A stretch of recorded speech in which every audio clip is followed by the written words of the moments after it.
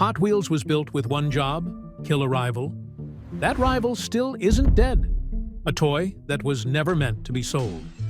One sold anyway, for $175,000. One sentence in a parking lot. It built a global toy brand. The company spent 29 years trying to destroy its biggest rival. Then it just bought it.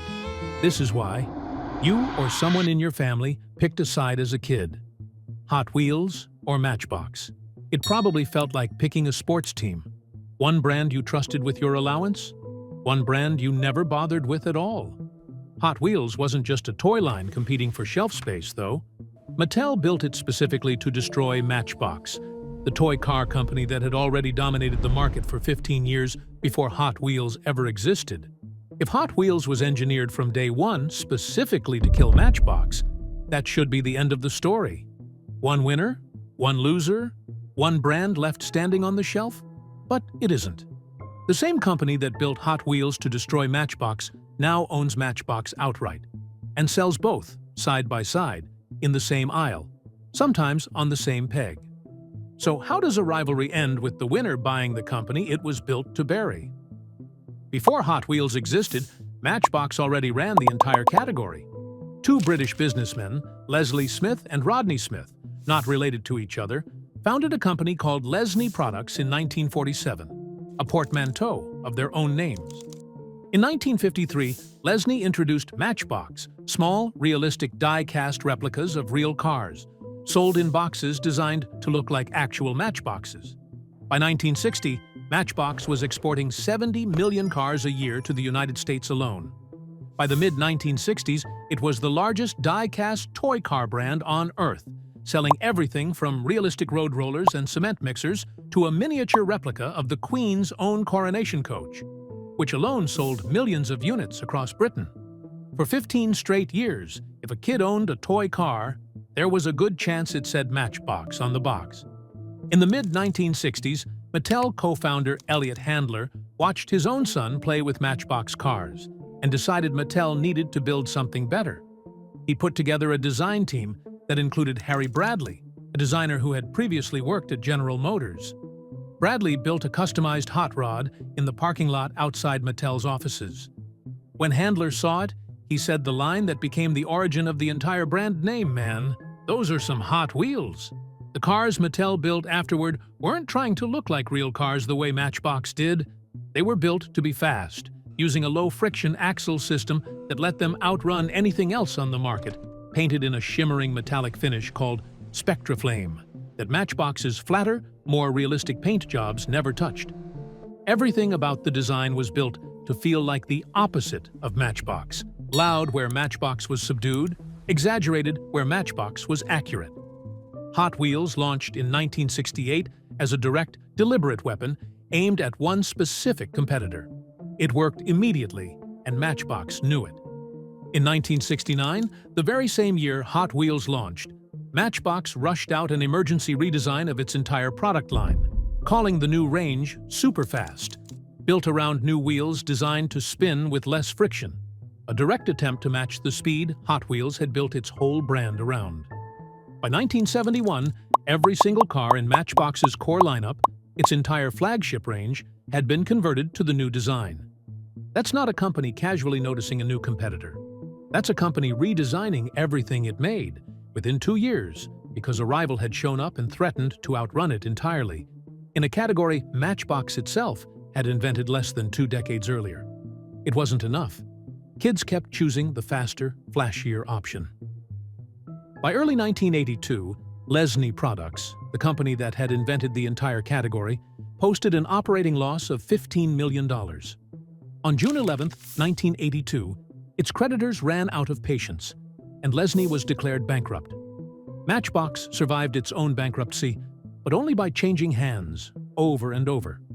A businessman named David Yeh bought the wreckage through his company, Universal Toys, just months after the collapse, and production moved from England to Macau, then later to China, as costs kept climbing.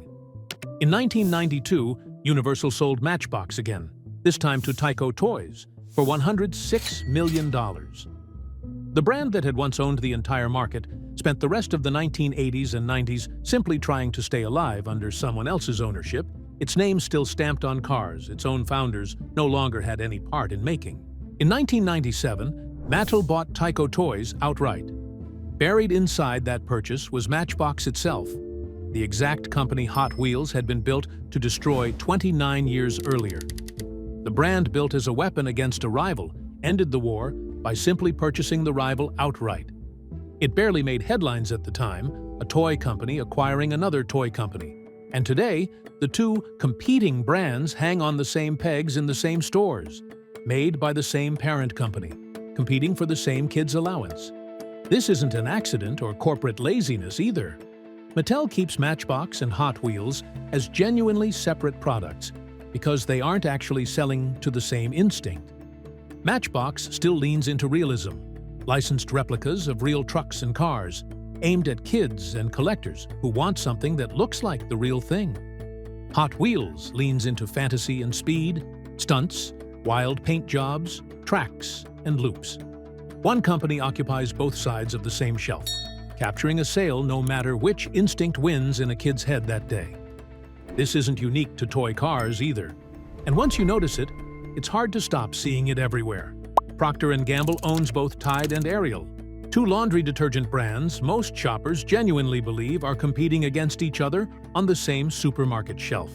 Volkswagen owns Porsche, Audi, and Lamborghini, three car brands that market themselves as each other's rivals in showrooms around the world.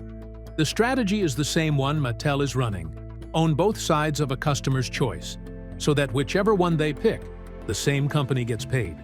That rivalry left behind a real collector's market too, and it's worth checking before you throw anything out.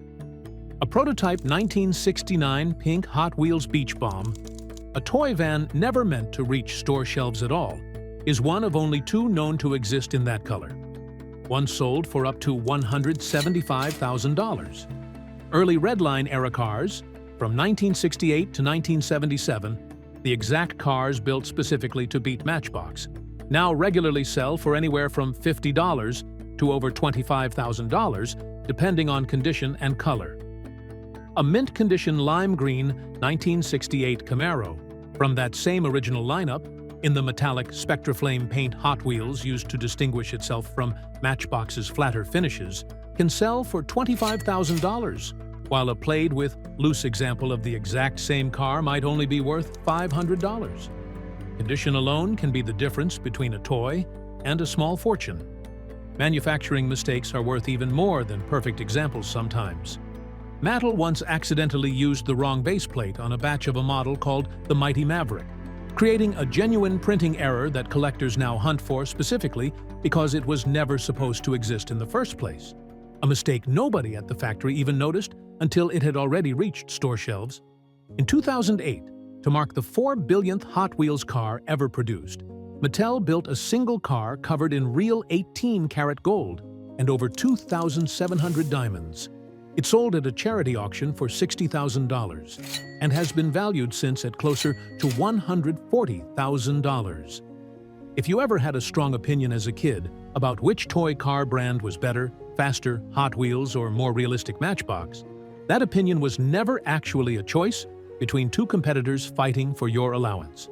For almost 30 years now, it's been a choice between two products from the exact same company, engineered to appeal to two different instincts in the same customer, with the profit landing in the same place either way, no matter which pack you picked off the shelf. The rivalry felt real because it was designed to feel real, right down to the packaging, the pricing, and the shelf placement. That's the entire point of running it this way, and it works precisely because nobody's expected to notice. Hot Wheels was built with one specific job: beat Matchbox, destroy the company that had owned the entire category before Hot Wheels ever existed.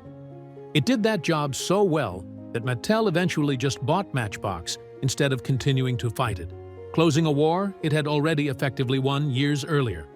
The rivalry you picked a side in as a kid ended decades ago, quietly, without a headline, without anyone announcing that the fight was over. Nobody told you, because telling you would have meant admitting the fight was never really a fight between two companies for very long.